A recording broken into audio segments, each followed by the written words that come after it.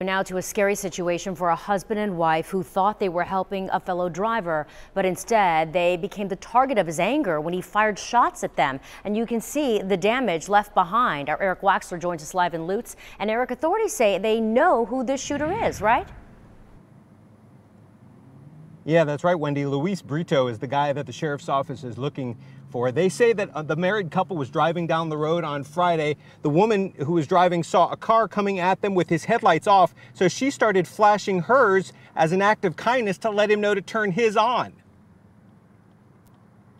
There's no way to wrap your head around it except to just, say, well, gosh, random act of violence, what the heck? Treva Cox says her daughter and son-in-law did not deserve this. Eric and Lauren Batcho were just feet from their driveway when investigators say Luis Brito fired at them with a shotgun. You can see the shattered car window left behind.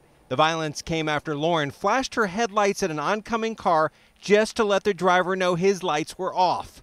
99.9% of the people out there would just turn their lights on and keep going. Authorities believe Brito is the shooter. Police found his car similar to this one in Tampa, but he's still on the loose. How are you to know that there's some kind of unhinged person behind the wheel of the car that's approaching you? Lauren's injuries are minor, but Eric's are much more serious. He will likely need multiple surgeries after getting shot in the face. Of course we're angry, because it is so senseless, but we're trying to be positive and focus on the fact that they both survived.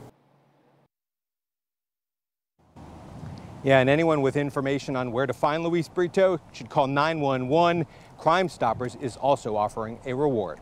Live in Lutz, Eric Waxler, ABC Action News.